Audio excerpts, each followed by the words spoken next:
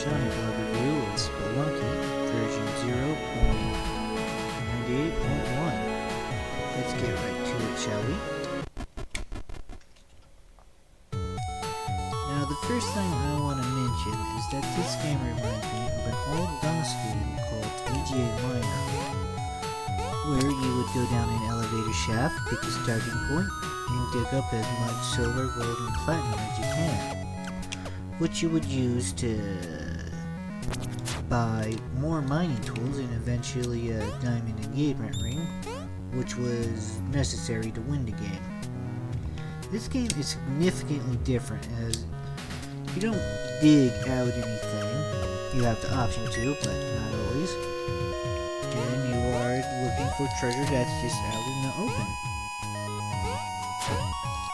And traps that are also out in the open, which you're actually supposed to avoid.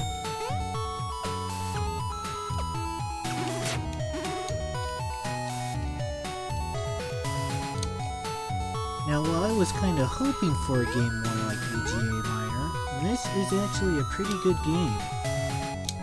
I hope to see at some point that VGA Minor is remade at some point.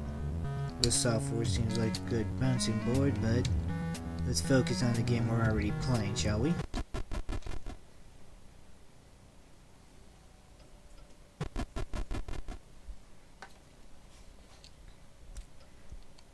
Now, the first thing you notice when you're playing this game is that every room is randomly generated. No two rooms are the same. Which is an interesting concept considering how many times you're going to die in this game, which is quite a bit.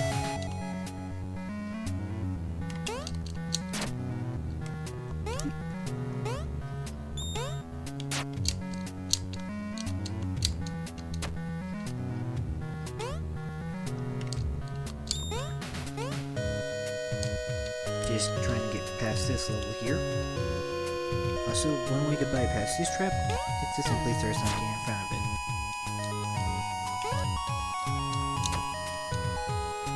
Now, one thing I would like to suggest is that the next room not be a simple tunnel.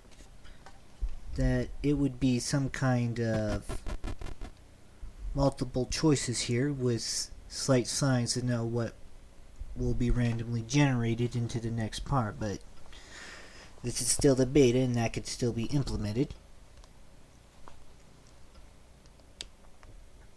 Now, as you might have noticed, this game does give you a small health meter that starts at 4. However, you shouldn't really get so fixated at that if you lose some points at the beginning of the game. There's a lot of instant death in this game, and unless you're trying to get a massive amount of health, you shouldn't let it phase you. I mean, seriously, unless you got 8 life points, there's no real point to having life points except as a mulligan when you fall really high or get bitten by a spider.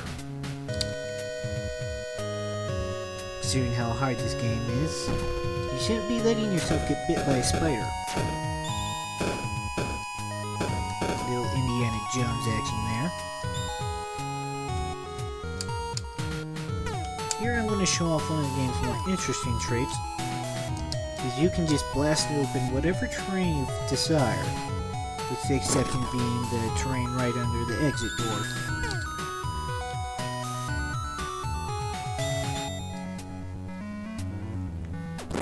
Another feature is that you can use ropes whenever you have them, whenever you want.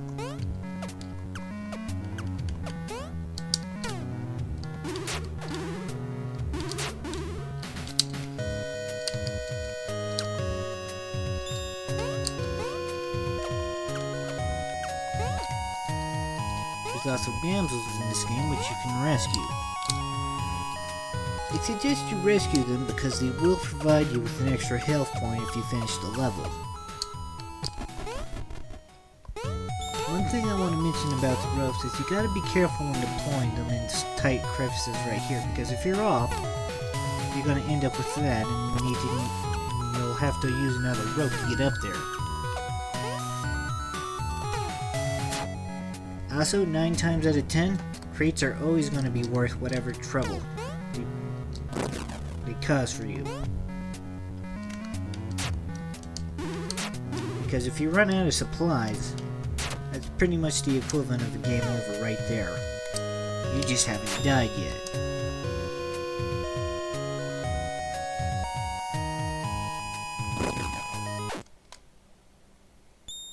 The explosions tend to linger a bit too long as well.